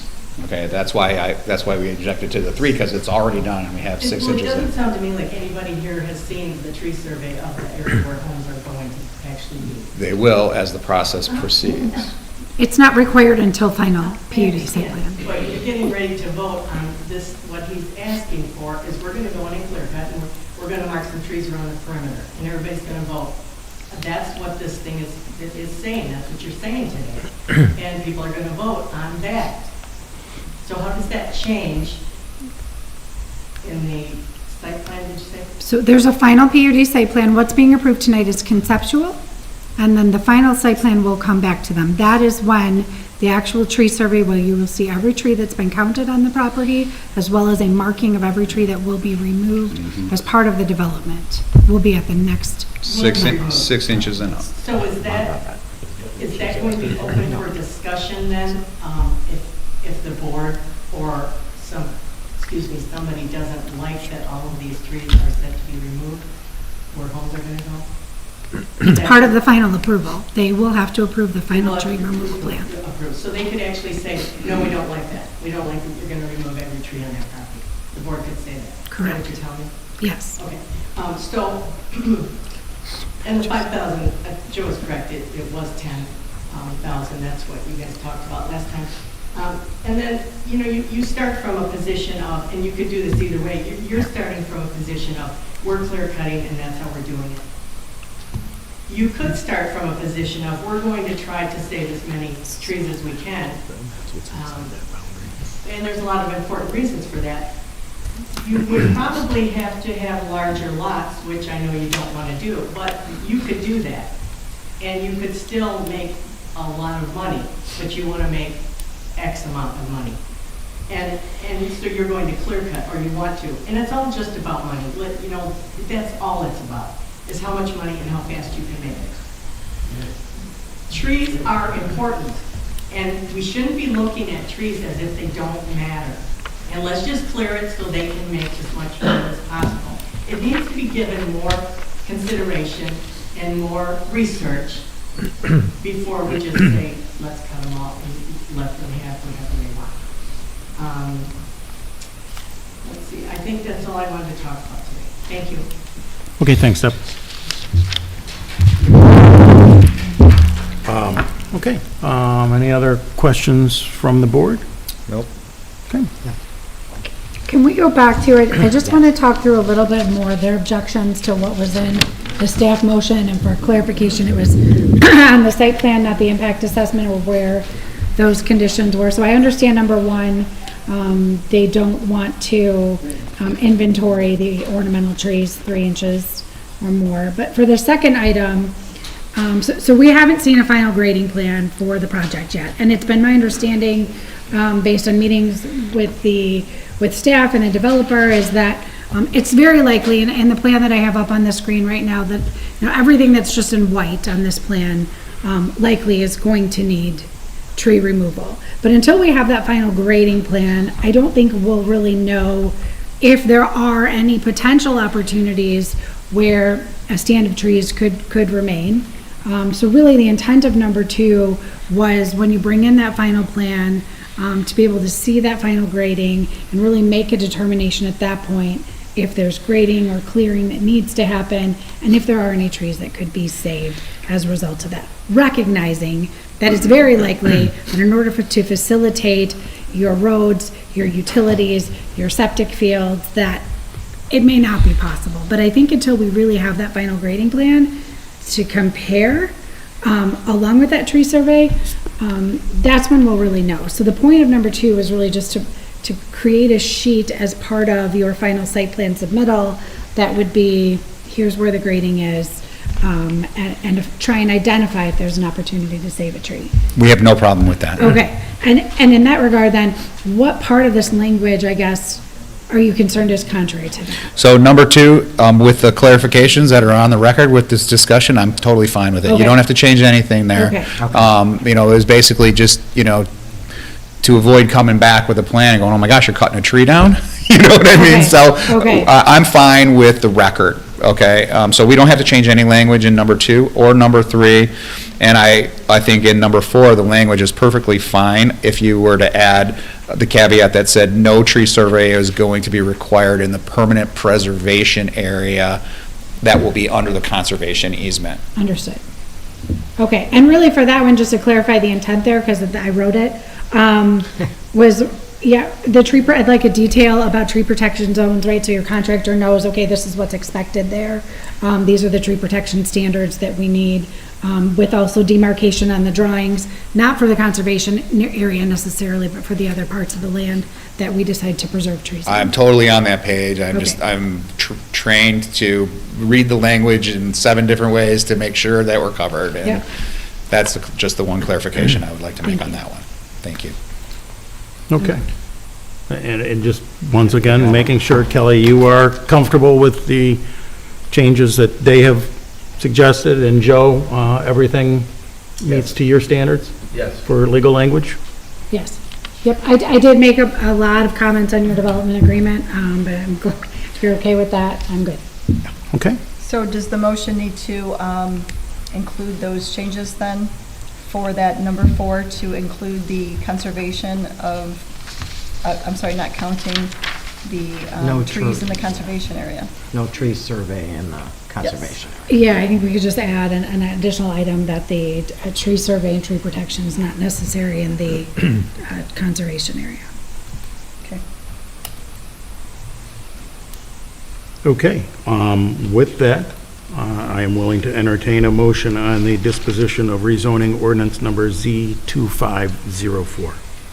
I will move to approve and adopt ordinance Z2504. This approval is made because the proposed amendment to the zoning map and reclassification as a residential plan district, unit district, RPUD, low-density residential, LDR, and the related development agreement, impact assessment, and conceptual plan have been found to be in compliance with the qualifying conditions and criteria stated in 10.02, 10.03.01, and 2204 of the Township zoning ordinance. Okay, I have a motion. Support. I have a motion, I have a second. Any further discussion? Clerk Deaton, may I get a roll call vote, please? Hunt, Yes. Reiber, Yes. Walker, Yes. Hovarder, No. Susie, Yes. Deaton, yes, Spiker, Yes. Okay, with that, the rezoning ordinance has been granted. Thank you for everything you did. Thank you. And addressing our concerns and the public's concerns. Item number 4C, which is the disposition of the environmental impact assessment. I would entertain a motion on that as well. I will make a motion with the amended change for number 4, including the not having to do a tree count in the conservation area. Is that the next one? Yeah, I'm sorry for the confusion. So the impact assessment actually is approved as submitted.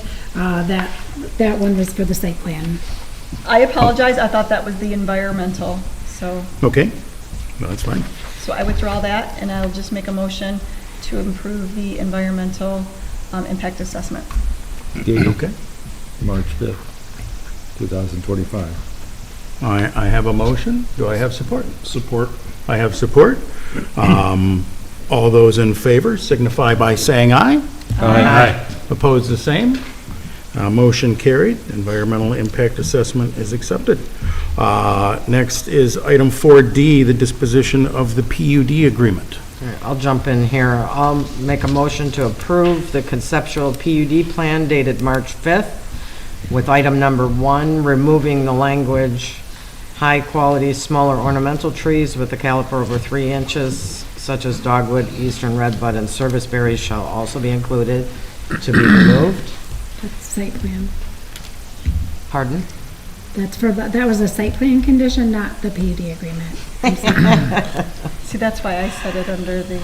And I actually think the agenda order is different than the memo order, which is That's where, that's where we're getting. We went from page 20 to 20, or 21 All right. to 20. So the PUD agreement has 4 conditions. And you're fine with the 4 conditions on the PUD agreement? Yeah. Okay, then let me start over. We'll get here. I'm going to move approval of the PUD agreement revised on March 5th, 2025 with the 4 conditions. I second. Okay, I have a motion. I have a second. Any further discussion? All those in favor, please signify by saying aye. Aye. Opposed, the same? Motion carried.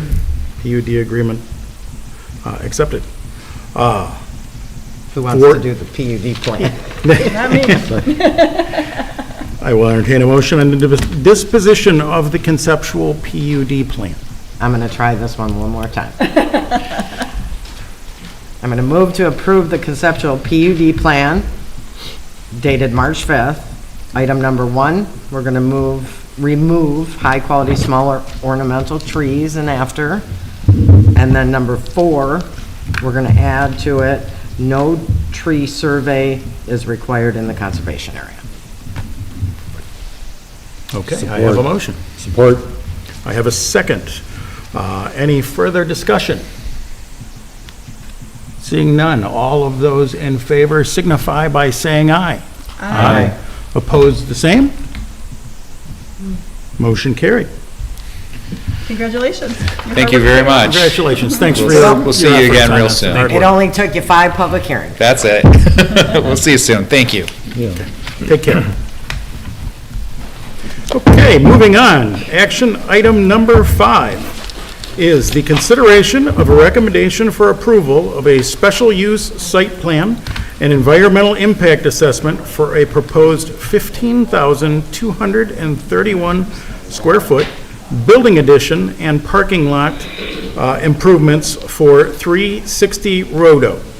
This property is located at 741 Victory Drive on the east side of Victory Drive, south of Grand River Avenue. The request is submitted by Neil Ganshorn of Rand Construction. Welcome. All right, so Neil Ganshorn from Rand Construction, and this is Jeff Ostlager from 360 Rodo. We were recently approved by the Planning Commission, and now sit before you to go for approval of our addition of their current facility. They make roto-molded plastic parts basically large molds that come together to fill with plastic pellets and get turned around in every which way to coat the inside of the mold to create a hollow structure that you could only make using that specific process. So this building would be an extension of their current facility, as well as an unheated truck well area where you can bring trucks in without having them unloaded outside. So the addition requires regrading of the back of the parcel, which is why the rest of the parking lot is planned to be removed and replaced to allow for that regrading of the parcel. There's a pretty limited amount of stormwater infrastructure on this project because it's very flat, and surrounding this entire project is a bunch of drainage easements and wetlands. So there's not a whole lot else to do other than maintain the water in that detention pond right up there to the north side. Happy to answer any questions, but don't want to overcomplicate it. You back up to Home Depot there, right? Home Depot is in that far northeast corner, yes. Right. And I noticed that I drove out there over the weekend to take a look at the property, and I noticed a lot of nice planting and so forth along the drive coming in, and it's a buffer area and so forth. Did you put those in? Those were there from the previous owner. They were? Okay.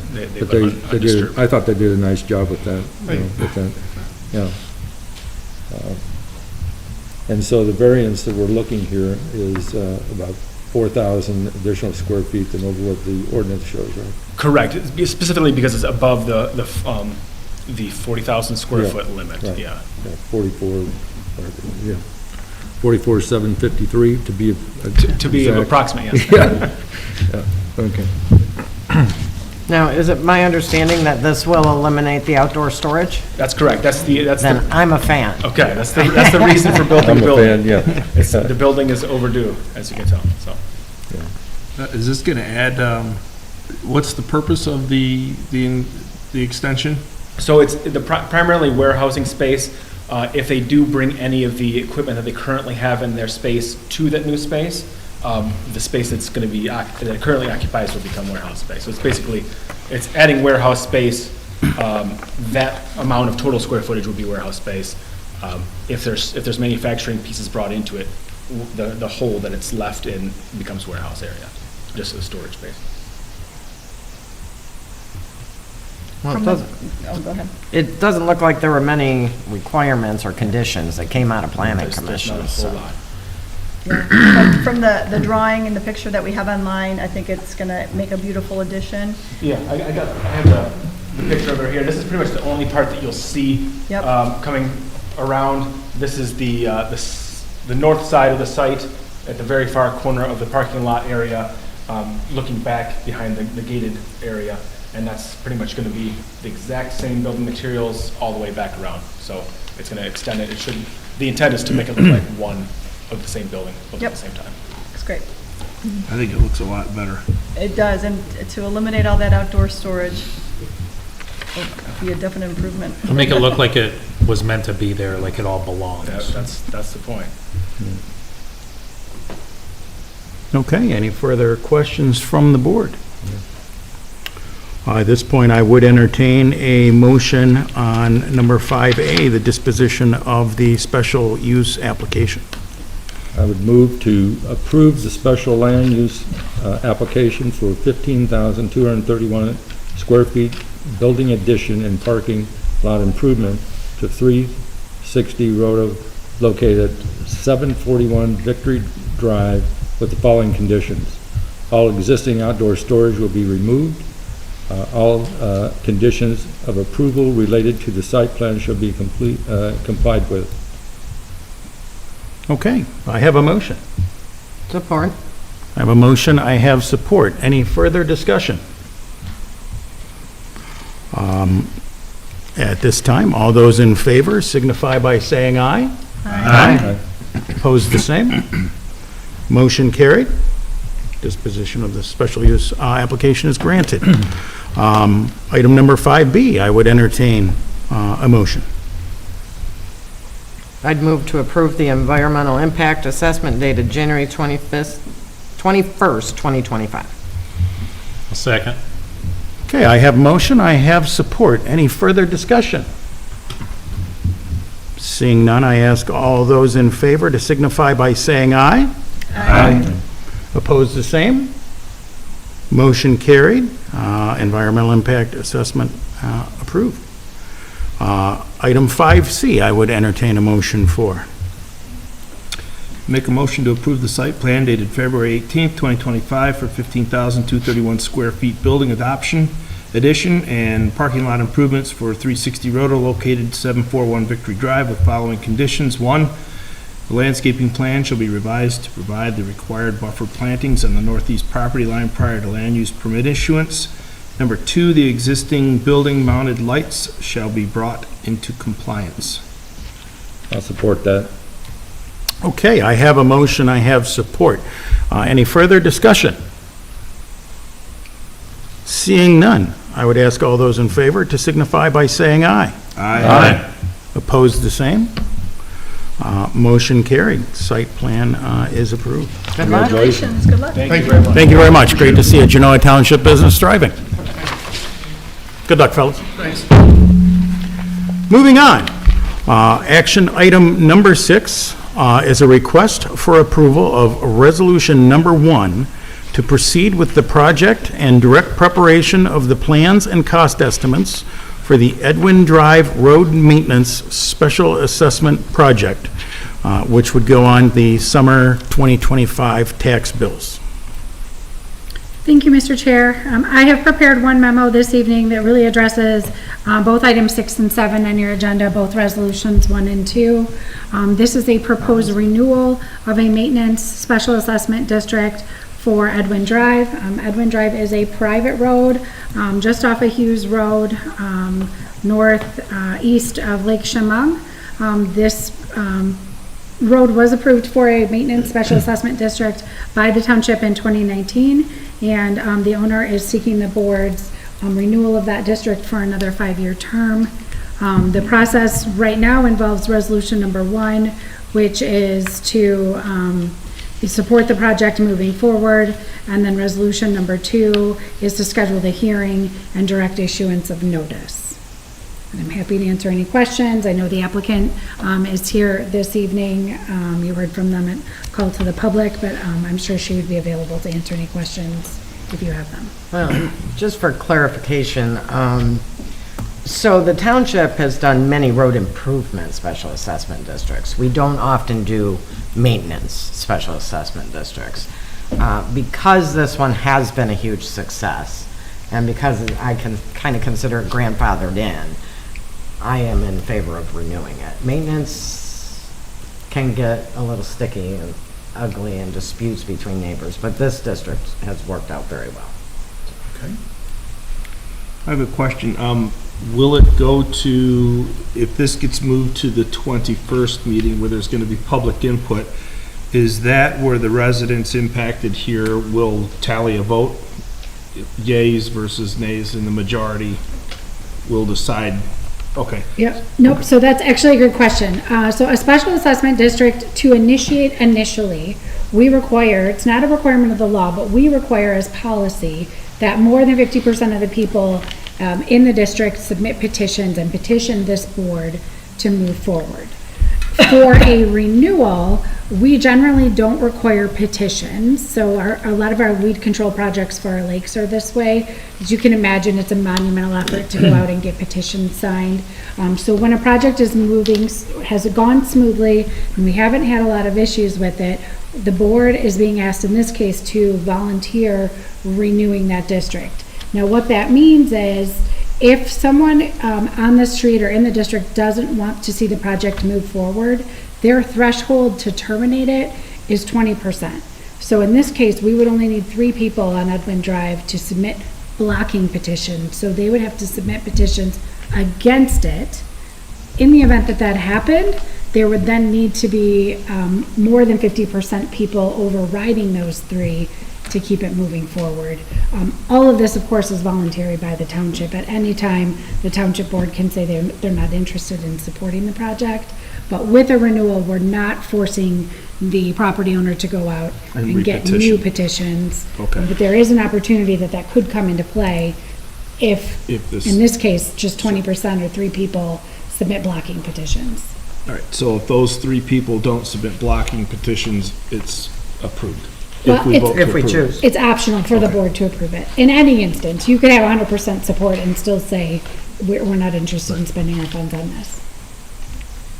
So we're covering the cost? I thought they're covering the cost. They're covering the cost for this So there's no district. cost to us? It's So just effort? we front it. So the way that this works is we front the cost out of our Fund 202, which is our special assessment fund, and then they pay us back for it.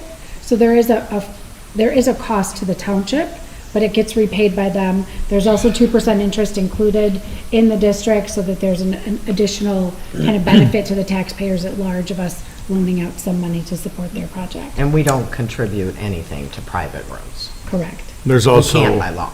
an administration fee to cover the time that Robin's staff has to invest in implementing or collecting the monies as well. So, yeah, we are not subsidizing private roads in any way, shape, or form. Any further questions? At this time, I would entertain a motion on resolution number 1. I'll move to approve Resolution 1 to proceed with the Edwin Drive Road Maintenance Project and direct preparation of the plans and cost estimates. I'll second it. Okay, I have a motion. I have a second. Any further discussion? Clerk Deaton, could I get a... Sorry. Oh, go ahead. No. We've got copies of these quotes here. Were these, and they're different companies for different services, this was competitively bid? For these, because there's like somebody for the snow removal, somebody for the gravel. Okay, so this is the results of that competitive So, bidding process? We actually aren't involved in the bidding process. The applicants bring But forth they do that, to okay. us. Whether or not they've got competitive bids, I can't Okay. answer. This is what they've Just asked bring them us to review. Okay. Sorry. No, no problem at all. I had that on Absolutely. here. It's a good question. Absolutely. We're pretty much just the financial I just wanted to mechanism. clarify for the bids and everything, K&B Road Grading used to do everything. And so some things they didn't want to do anymore, so that's why I had a couple other bids from other companies. Well, good for you that doing the have legwork. Been working with us, so. Yeah, good. I know a lot of you are new and have just got voted in, and congratulations. And thank you, Kelly, so much for explaining that, because I'm not, I haven't spoken in front of a lot of people in a long time. You're doing So great. Thank you for taking this under consideration. Okay, with my motion and support, I will ask Clerk Deaton for a roll call vote, please. Ryber, Yes. Hunt, Yes. Spiker, Yes. Deaton, yes, Susie, Yes. Bovarder, Yes. and Walker. Yes. Okay, motion carried. Resolution 1 has passed. Action item number 7 is the request for approval of resolution number 2 to approve the project, schedule the first hearing for April 21st, 2025, and direct issuance of statutory notices for the Edwin Drive Road Maintenance Special Assessment Project, Summer Tax 2025. Move approval. I have a motion. Support? I have a motion, I have support. Do I have any further discussion? Seeing none, I will ask Clerk Deaton for a roll call vote, please. Bovarder, Yes. Susie, Yes. Deaton, yes, Spiker, Yes. Hunt, Yes. Ryber, Yes. Walker. Yes. Okay. Resolution number 2 is passed. That will appear on the April 21st, 2025 agenda. Thank you. Thank you. Thank you. You're welcome. Moving on to action item number 8 is a request for approval of a fireworks display on Lake Chemung on Saturday, June 28th, 2025, as submitted by Celebrate Lake Chemung for AMS Displays LLC.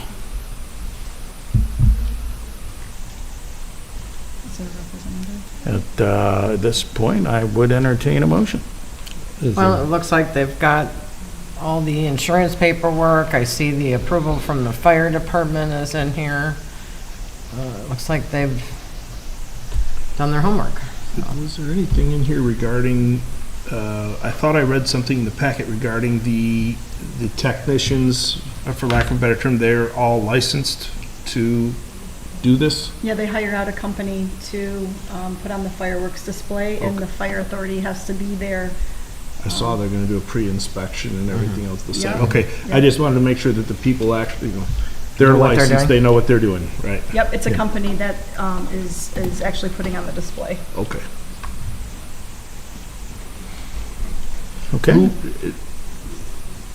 Rick, did you wanna, I mean, you would, I'd asked the question earlier about who's paying for the fireworks, and Clerk Dignan told me that it is by donations that they gather for it. It's not like just the residents of Lake Chemung, it's donations that pay for it. Nice. 100% donation. Nice. Okay. With that, I will still entertain a motion. I make a motion to approve. I have a motion. Second. I have a motion, I have a second. Any further discussion? Seeing none, I would ask all those in favor to signify by saying aye. Aye. Opposed, the same. Motion carried. Enjoy the fireworks, Lake Chemung. Thank you very much for your consideration. Thank you. Absolutely. And come enjoy it. All Will right, do. we got an invitation right there. Next year, we're gonna get a deal from Mr. Ryder. I know a guy. I know a guy. Thank you.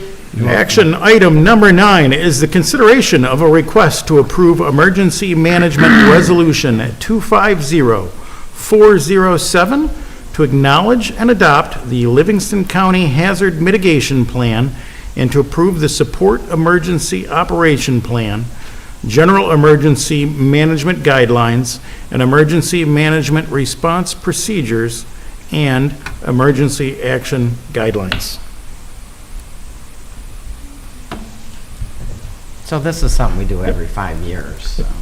Yeah, this was, and sort of, because of the change of the, members of the board, new supervisor, really the intent of this initially was just to update the names and make sure we had all the correct, names in the report, and then I know, in the cover letter, the assessor, enumerated a number of other changes, that had been recommended that she's incorporated into this as well.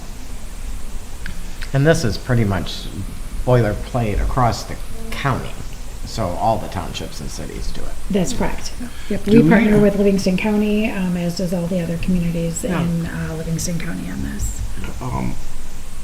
Does the township or the county emergency response team, do they do drills, practices? I know that the township doesn't. I don't know the answer to whether or not the county does. I know they have an entire emergency management division. What the scope of their practices are, I do not know. 'Cause I went to some CERT training and got certified, and I was told that the Livingston County decided not to spend the money. And I'm wondering why we wouldn't be practicing for natural disasters or cyber attacks or whatever else. And I didn't know if maybe at a township level, we did, like the fire department did mini drills or anything else like that for emergency preparedness, because the fire department is referenced several times in the emergency plan. How long ago did you do this training? About a year and a half ago. Oh, really that recent? Because I thought they did get together. I was told that they did. In fact, the training was in the same room that you, Rick, and I go to trainings on Thursday nights. Short of the first Saturday of the month tornado drill is all I'm aware of, but that doesn't mean they're not doing something. I can guarantee you, as thorough as Chief is, I am very confident that BAFA is practicing training. I mean, it's pretty impressive, the list of scenarios that they go through training on. Todd and I have been privy to, to see some of it in action, and It's as a matter of fact, impressive. Todd got to see him climbing the ladder. Yeah.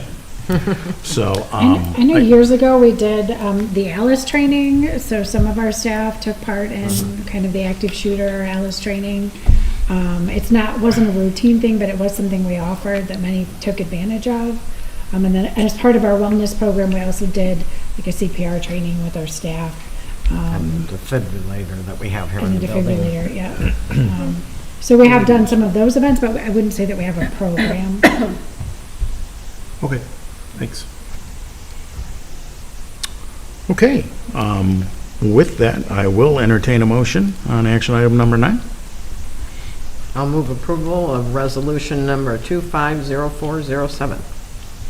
Okay, I have motion. Support? I have support. Any further discussion? Seeing none, I will ask Clerk Deaton for a roll call vote, please. Walker, Approve. Reiber, Yes. Hunt, Yes. Spiker, Yes. Deaton, yes, Susie, Yes. Laverter, yes. Okay. Motion carries. Emergency Management Resolution 250407 is approved. Action item number 10 is a consideration of a request to approve the property tax administration fee certification. As you saw in your packet, this is submitted by our lead assessor, Effie Roguski. So this is something the township has always done. It's a 1% administrative fee charged on anything on the tax bill that has a millage rate. So special assessments aren't charged the 1%, but everything else is. Who's determining the percentage?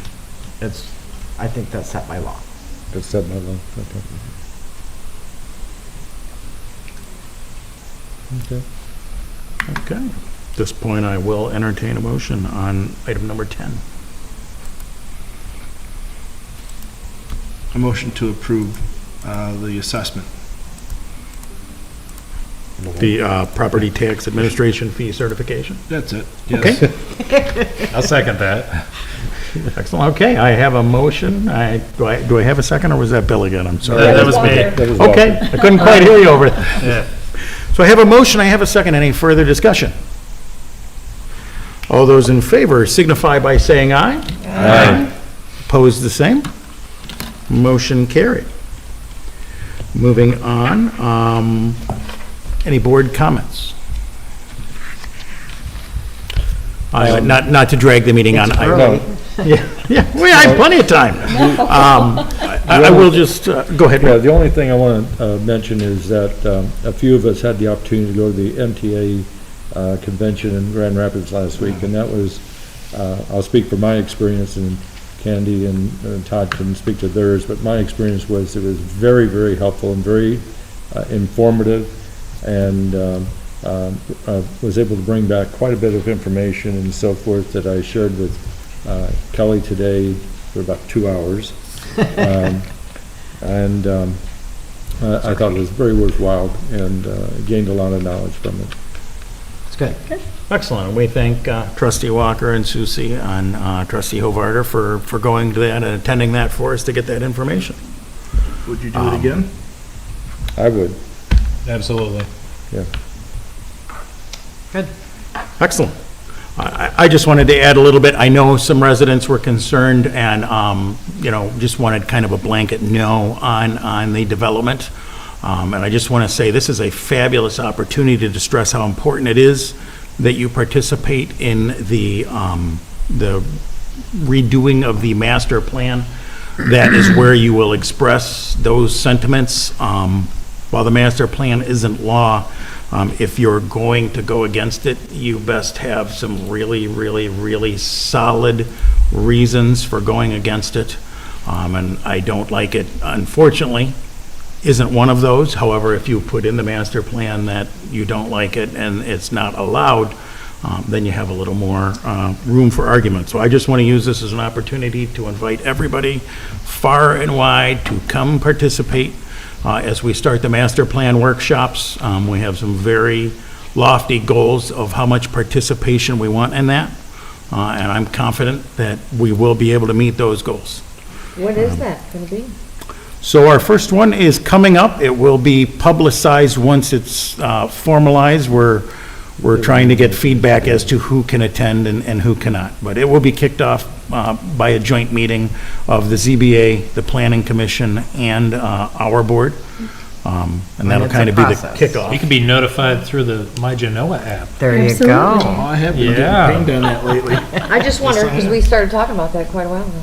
I just wondered what the ETA It takes was. time. Yeah, it Remember, is. it went back to the planning commission, the planning commission gave some input, the consultants are sort of reworking their proposal. And, the next step is to schedule this joint meeting to sort of get everybody in the room, and go through that. And so we're trying to target a date maybe at the end of this month, but obviously getting everybody's schedules aligned can be a challenge. So it is at best a 13-month process from when we started. So it's not fast, but it will be thorough. And, I hope that we can get a representation of what the people want. There is a link on the website, right on the front page, to our current master plan. I absolutely invite everyone that has any concerns to bring that up and to look at how different things are master planned, not how they're zoned currently, what they are zoned or what they are master planned to be in the future. And if there's areas you don't agree with, please, please, please come forward and let us know and make your opinion known. Any further comments? Going back to the My Genoa app, I encourage everybody to download it. It's available for Apple and Android users. Once you do download it, sign in with a username and password. That way you can select what items you do or do not want to be notified about, like construction or taxes, trash, water, all the different categories. So so far so good. We rolled it out last week. Yeah, it hasn't been out long. Do you know how many people have done it? No, not yet. Okay. We're going to thing- meet with them on Thursday afternoon. Again. One thing that is excellent is, as you heard from Chief's presentation, he's pretty dialed in on what's going on traffic-wise. And the really cool thing is, he shares that information with the BAFA board. And since Todd is one of the administrators on our My Genoa app, you never know, you might get some really, really timely information on that app regarding road closures. Goals. So. I did do some investigation. Remember I said about let's use this facility for first aid class and things like that. So the first thing I started with was the CPR and the AED classes, those first aid classes. There are some limitations. I think those are set just by the certification boards that really the class size is limited to 12 at a time, which is not a lot of people. And it's a flat rate for up to 12 people of $750. And this is the same cost that I got from 2 different providers of this service within the state of Michigan. So I don't know if, yes, would I pay that much money to save somebody's life? Sure, I would, but there's a lot of people that would probably want to take that type of training. And 12 at a time is a pretty small group to cycle through a bunch of different times. We might want to look at working together with the fire department, because they do some stuff too, and maybe kind of encourage our residents to go to their trainings. Yeah. And there may potentially be some sponsorship. Put it on the app. Yeah, BAFA's gonna get an applet on our app. We just have to figure out what we're gonna link it to. Okay. There may be Great. some sponsorship opportunities for local businesses or organizations to maybe step in and help us offset some of that cost as well. I certainly don't want to put a price on saving somebody's life. Right. That is a fairly steep number, for sure. But valuable. Trustee Hovarder asked me a couple meetings ago, the shredding services that we do pay for. I did find out, yes, they are also recycled after they are shredded. Oh, nice. What's the cost for one of those? It's big $30 a container. It's the size of a trash can, like a Gordon. A curb cart. Yeah, a curb cart, that's how you say it. That's nice. But would they be interested in doing something like that with us? I didn't talk to them about that. I thought I just needed to get the cost, so I can follow Very up good. with that. Thank you. Okay, with that, I would entertain a motion to adjourn. I'll motion to adjourn. Second. I have a motion, I have a second, any further discussion?